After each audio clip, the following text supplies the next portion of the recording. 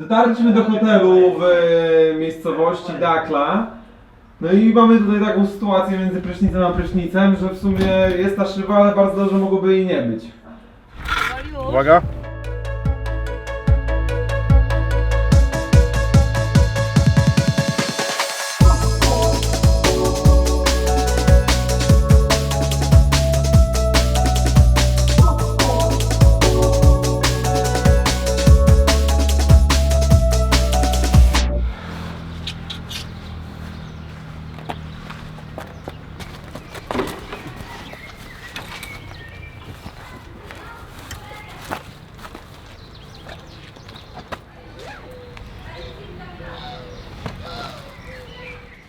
Inżynier Sobolewski od rana walczy z naszym bagażniczkiem. Jest z nim więcej rzeczy niż powinno być, ale zobaczcie, jak jest pięknie wszystko poukładane. Widać, że miał na to plan i widać, że miał też entuzjazm, który jest potrzebny do ułożenia takiej konstrukcji. Ale nie wiadomo, czy się zamknie. To nieważne, ważne, że się starałeś. Właśnie opuszczamy nasz mały pałacyk pod Marrakeszem i jedziemy w dalszą podróż. Odbieramy za jakieś 15 minut Ankę z lotniska, która podobno miała problemy z wlotem, bo wiatr. Jest fajnie, już poczuliśmy się jak w Afryce. Ja myślę, że jesteśmy trochę brudni, nie przejmujemy się wysokimi temperaturami i jemy tylko mięso z grilla. Niczym się nie przejmujemy. Nie przejmuj się, Robert. Słyszałeś, niczym, o Jezu. No worries. Niczym się nie przejmujemy. Obstawiamy wyścigi dzikich motocykli. Ja jestem za tym duetem, moim zdaniem oni nas jeszcze zaskoczą.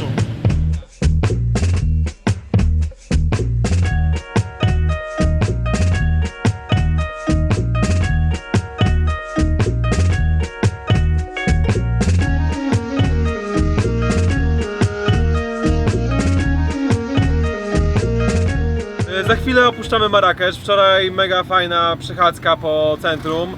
Herbata, kawa, mięso, restauracje, parasole, majonezy. I powiem wam, że naprawdę warto było tu przyjechać. Wcześniej mieliśmy totalnie inne doznania. Cofam to, co powiedziałem, że tu jest nudno. Zostaw moją grzywkę, ty, bo zepsujesz mi mój imidż. Ja testuję teraz imidż z grzywką. Ty testujesz imidż na chorego psychicznie. I wiesz, po prostu stylowa jest bardzo ważna, pamiętajcie. My tu gadu, a okazuje się, że teraz wjeżdżamy centralnie do fortecy. Gra polega teraz na tym, że się z 3 pasów zrobił jeden i co? Prince of Persia teraz tylko wersja samochodowa.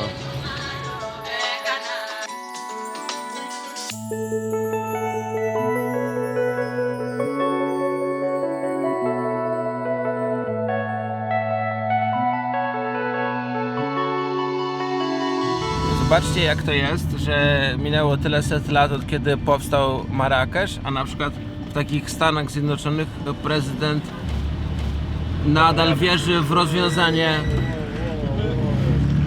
że da się wszystkich powstrzymać, jak się zbuduje mur dookoła. Zwariowana Anka, na. Anka jak śmietanka, na. Ciągle kręci mnie.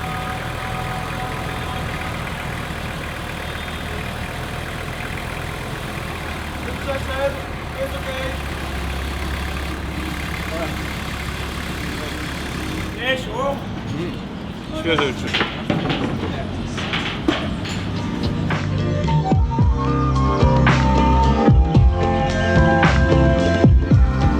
Lost, right?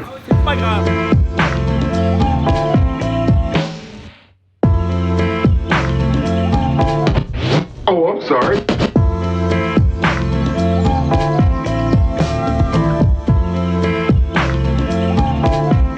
I just want you to know.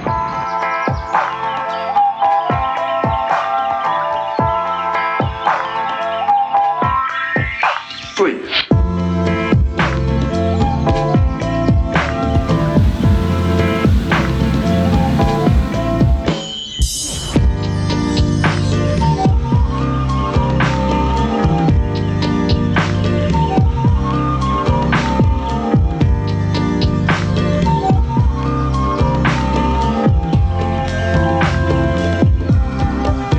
powiedzieć, że tutaj wszyscy, którzy zamierzają prowadzić fast food, powinni przychodzić na praktyki, żeby się nauczyć, jak to jest mieć przygotowaną szamę, ale tak, żeby była świeża cały czas. Taką mam myśl.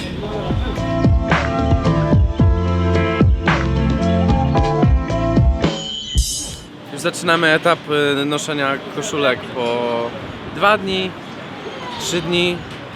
To nie ma znaczenia tak naprawdę, bo jak się używa dużo dezodorantu, to nikt tego i tak nie poczuje. Z innych wiadomości zjedliśmy właśnie fantastyczny obiad składający się z owoców morza i jedziemy do Agadiru, gdzie się spotkamy z resztą ekipy. 2,5 godzinki autostradą, powinno pójść gładko. I w końcu się zrobiła taka pogoda, wiecie, no. Jest naprawdę gorąco. Jesteśmy na wyjazdówie. Wyjeżdżamy. Robi się coraz bardziej dziko. Coraz więcej śmieci. Coraz więcej gruzu. Coraz więcej skuterów. Skuterów, na których ludzie wożą blaty. Lub inne dziwne przedmioty niewymiarowe. Ostatnie chwile pewnie też na autostradzie, bo z tego co wiem, poza Maroku już nie będzie trójpasmówki dalej.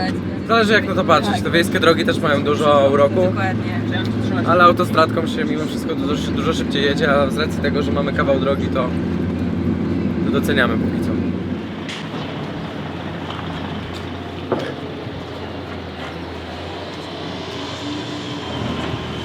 Nie wpadliśmy na to, czy trzeba kupić wodę podczas wyjazdu z Marrakeszu i musieliśmy się zatrzymać na pierwszym prowincjonalnym przystanku w Maroku. I to już zaczyna wyglądać tak, jak wygląda Afryka.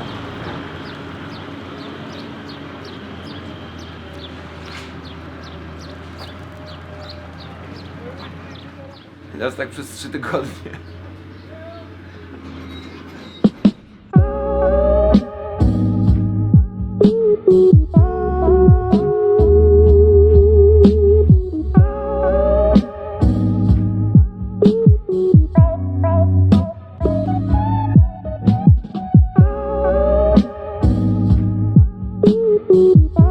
Nie mogłam otworzyć drzwi od tej łazienki i tak próbuję szarpać i nagle czuję takie szarpnięcie i chłop mnie tak wytarga z tego kibla.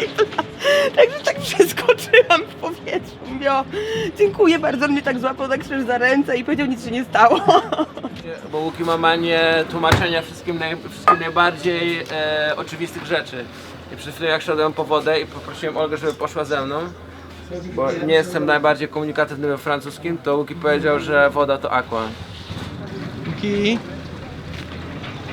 jest sprawa, Tak? bo my nie wiemy jak jest woda po francusku. Wpisz Krzysiek w translator na Łęczowianka i dowiesz się jak jest woda po francusku. Teraz ja będę prowadził, przez co Łuki będzie bardzo na krawędzi, bo najzwyczajniej to nie on będzie prowadził przez chwilę. Ale ja i wszyscy, którzy mnie znają, wiedzą, że jestem bardzo odpowiedzialnym kierowcą i wszystko będzie ok. To będzie fajna muzyka leciała.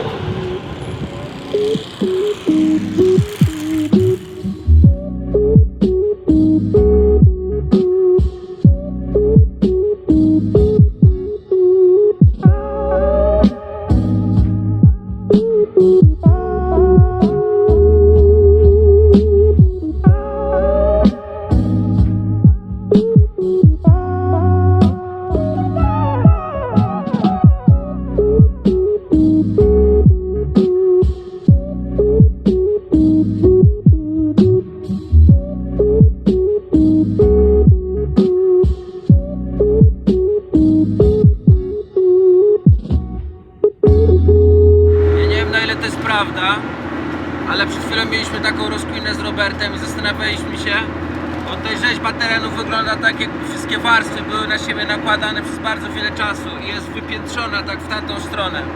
I zaczęliśmy się zastanawiać, czy to dlatego, że jak była Panga i się dzieliły kontynenty i płyty te kontynentalne na siebie nachodziły, to czy doszło do tego wypiętrzenia i tu popłynęła woda.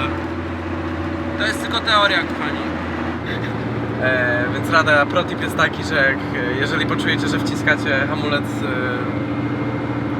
hamulec, jeśli wciskacie hamulec i nic się nie dzieje, to znaczy, że musicie zjechać właśnie na coś takiego jak tutaj i wjeżdżasz w wir i hamujesz i żyjesz dalej.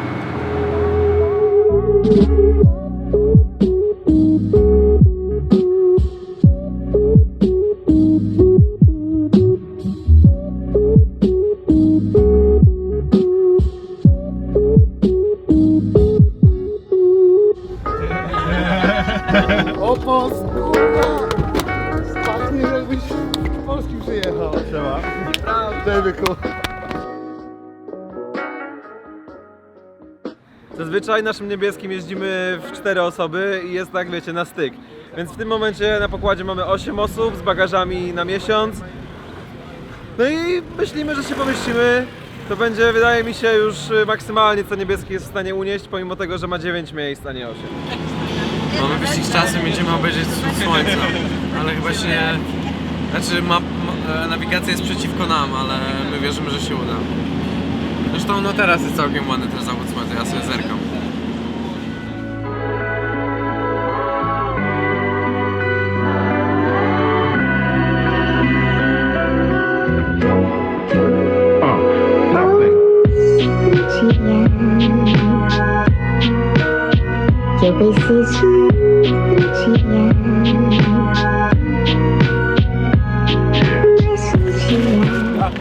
Ja Masz latarkę?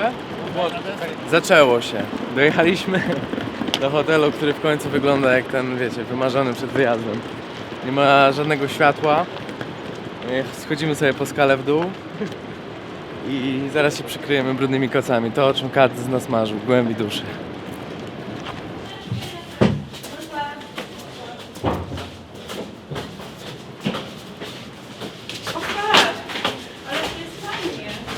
Cześć. Właśnie dojechaliśmy do miejscowości Lexira i stoję w oknie naszego pokoju. Teraz jest noc i są gwiazdy i jest niemożliwie, ale rano będziemy mieć tutaj widok prosto na ocean. Podnieta jest kolosalna.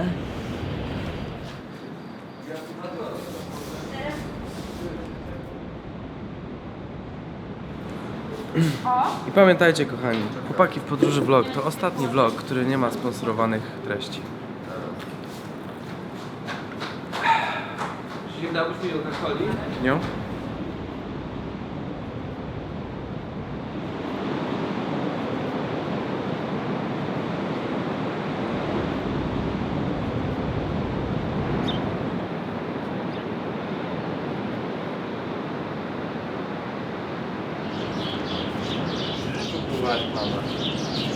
Chcemy próbować pianę.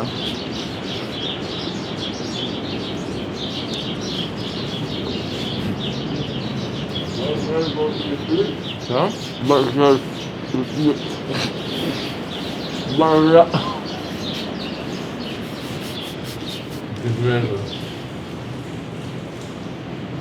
A, nie mam mydła. Nie mam mydła.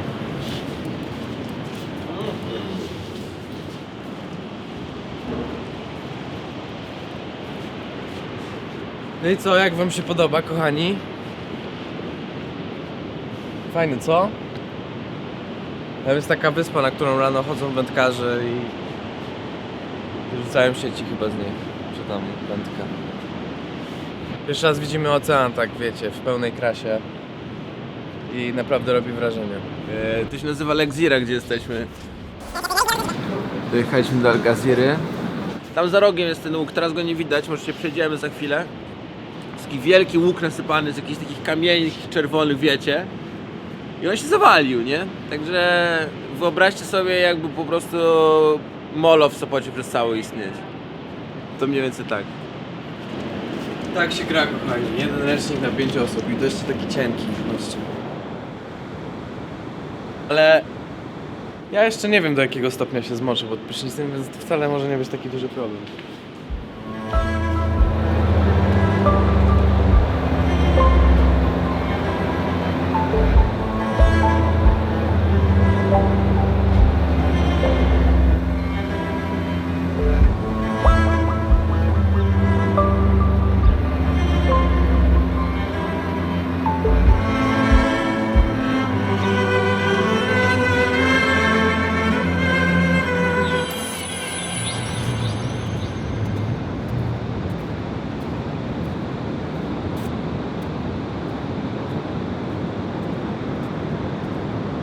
Sobolewski kończy życie właśnie.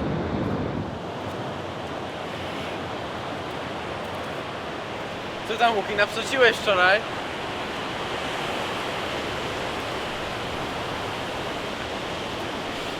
Napsuciłeś trochę?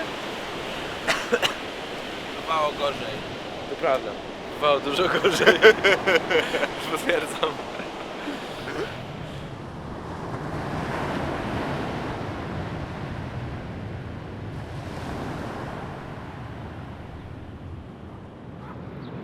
No, bierzemy kłada.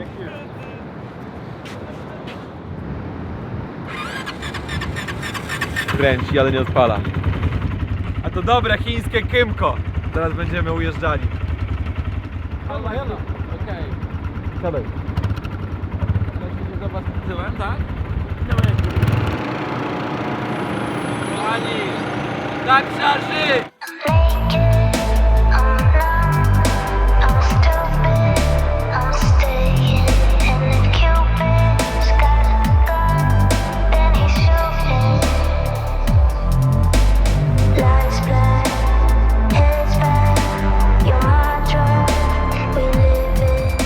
Tutaj był jeszcze jeden łuk, ale się wywalił jakiś czas temu. To był taka podobna konstrukcja skalna jak tamta, którą tam widzieliście, z takim prześwitem na dole i w pewnym momencie nie wytrzymał i po prostu się zawalił.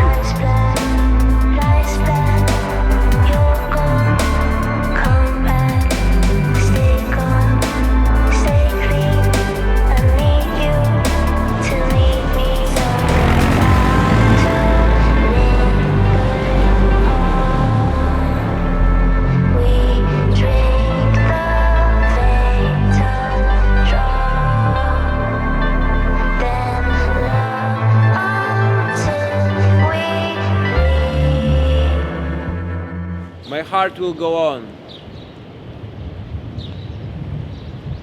Krzysiek! Chodź się poprzytulamy na łódce.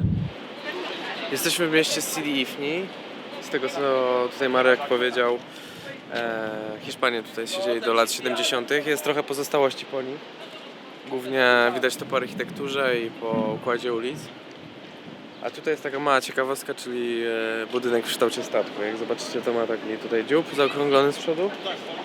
No i taką ogólną linię tutaj statkową.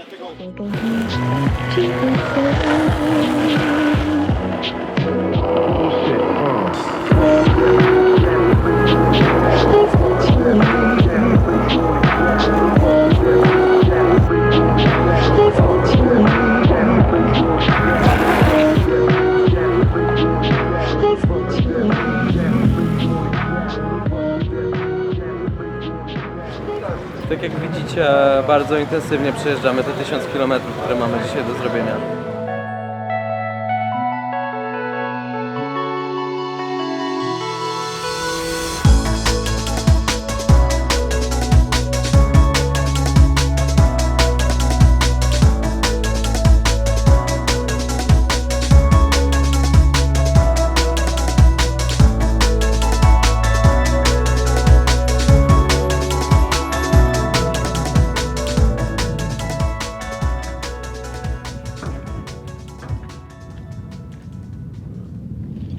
Na którego Olga chcesz być wymieniona? Kurde, no nie wiem. Wydaje mi się, że na tego blond, co tam siedzi, on jest taki wyjątkowy. Okej, kochani, Wrota Pustyni, Gelmim, to jest market wielbłądów, jeden z najbardziej znanych tutaj w okolicy, działa tylko w weekendy. Niestety przegapiliśmy, musimy poczekać jeszcze tydzień, więc w kolejny weekend w końcu wymieniamy dziewczyny za wielbłądy, zostawiamy niebieskiego, jedziemy na wielbłądach. Co się dzieje, Robson? Cieplutko jest. Wody delikatnie ubywa, ale to nic w porównaniu ile oleju ubywa. Nie, ciśnienie rośnie. Po prostu będzie mieszał, wiesz? Dobra. Cyk. Idziemy dalej.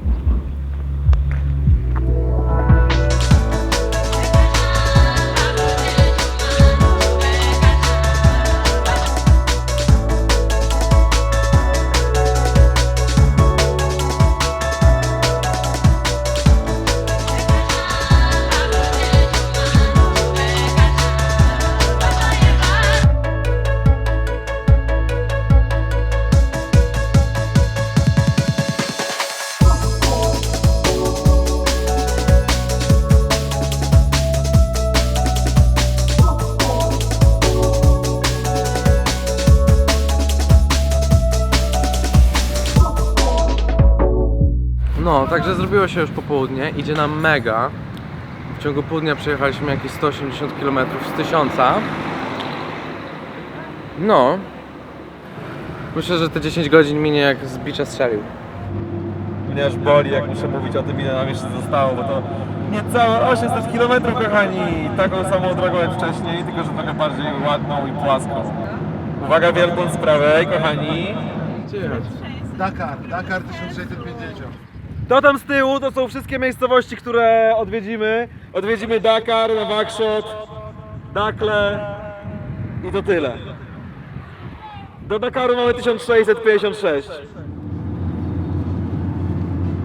Stało się, kochani. Pierwszy w historii naszych podróży mandat za prędkość. Dostaliśmy mandat na 150 dirhamów, czyli jakieś tam powiedzmy 13-15 euro. No jechaliśmy 75 na 60. Pan nawet na koniec pokazał nam nasze zdjęcie na fotoradarze. Miał taki pistolet z kamerką i normalnie było nasze legitne zdjęcie naszej tablicy rejestracyjnej.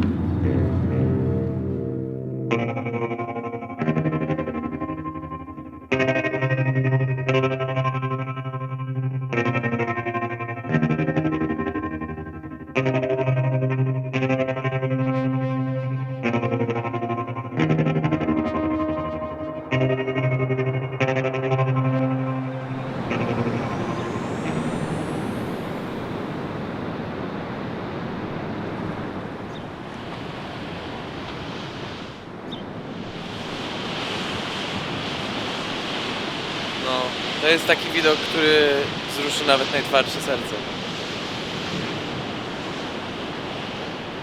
I co, zajebiście dojechaliśmy, co?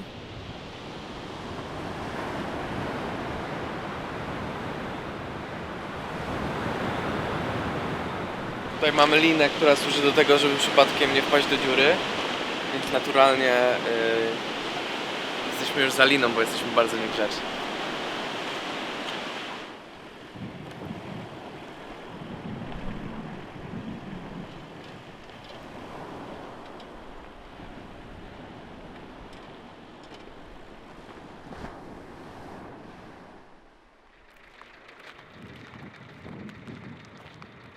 Kupujemy olej do niebieskiego w prawdziwym marokańskim sklepiku. Jest tu wszystko, od obudowy na silnik do motorówki, poprzez kapoki, paski klinowe, żarówki. I pan właśnie skacze gdzieś tam pod sufitem i szuka nam oleju 15W40 mineralnego. Drabinę, uszczelki. Rumila, no. Shell. A ile? Za combien? To są tons. 213. 230. Ale generalnie no to jest tak, no mamy tutaj mocno wyżebrany dolny poziom oleju, także musimy dolać troszkę. A że niebieski zaczął gubić olej, to dolewamy całkiem sporo i całkiem często.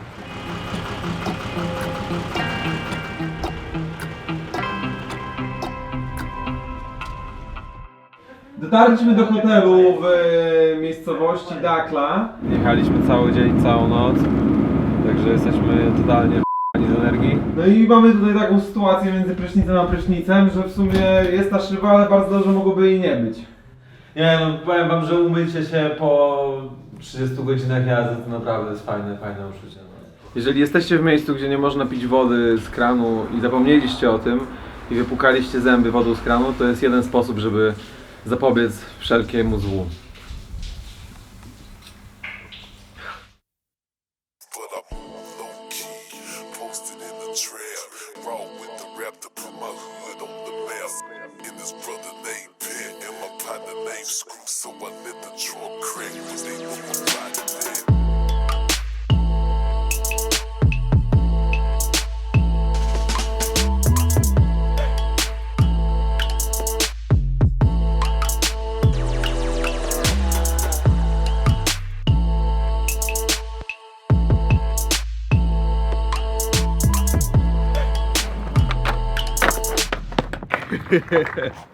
Za tępe to jest, no.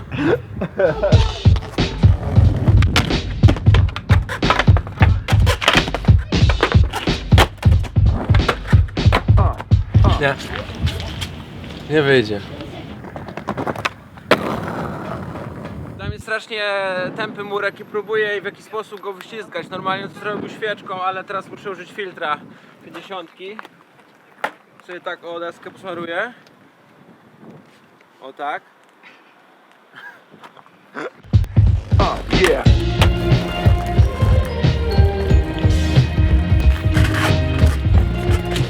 No. Myliłem się co do Sepka. Dał radę. Ahaha! Teraz czuję, że żyję w końcu, jak przyjechałem głową w sufit. Przynajmniej najbardziej hardkorowy element podróży, ponieważ właśnie zmierzamy na granicę marokańsko-mauretańską. No i generalnie w Mauretanii to jest hardcore, nie? Wyobraźcie sobie, jakbyście przynieśli infrastrukturę Grudziądza i ją osadzili w Radomiu. To mniej więcej tak to wygląda z całym szacunkiem dla tych obydwu miast. Nie, no Mauretania jest straszna, naprawdę. Główna droga przez stolicę Mauretanii to są po prostu górki, błoto i piach i ludzie chodzący z kozami w tej we w te.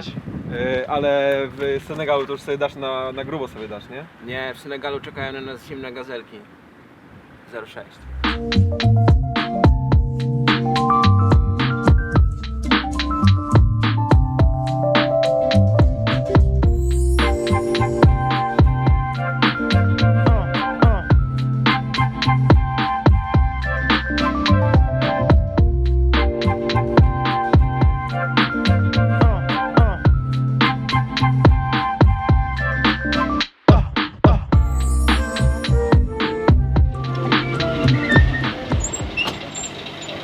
Uwielbiam stację benzynową w Afryce. Tutaj jest po prostu zawsze jak na rynku, nie?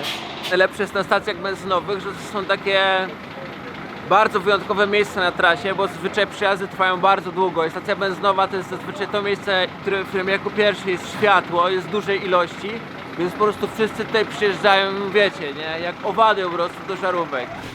Ale zapytasz, po ile jajka są? Wie viel kosten die Eier? Wie viel kosztuje? 2 dirham. 2 dirham. 2 dirhamy, czyli 20 centów. Czyli niecała złotówka. 80 groszy za jajko gotowane. How much you want? There is not baby she's going to work. خد راحتك. Tak, tak jak pan powiedział.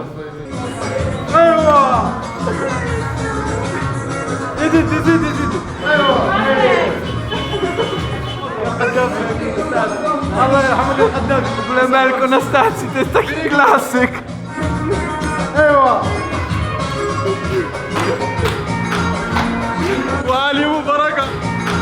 Jesteśmy na granicy marokańsko-mauretańskiej i tutaj generalnie już zaczyna się Mad Max.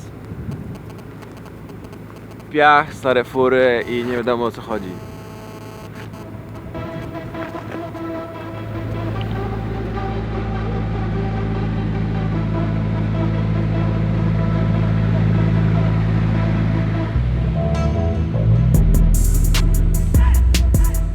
Chcielibyśmy sobie rozbić namiot, ale problem polega na tym, że tutaj co najmniej jest taki wielki tir z chłodnią i strasznie generalnie jest głośno. Strasznie napierdalnie jest głośno. Have a beautiful day. Not so good. Ty pomagasz czy przeszkadzasz? Ale mogliśmy to sam robić. Nie, tu. Zobacz. A little insight. Taki. What? Marijuana. Wpadaj od razu w drugi. Tutaj tam.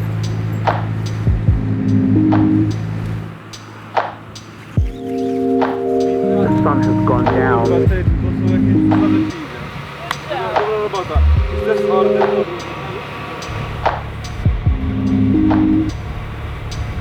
Work. Na każdym wyjeździe musi być chociaż jeden traumatyczny namiotowy epizod.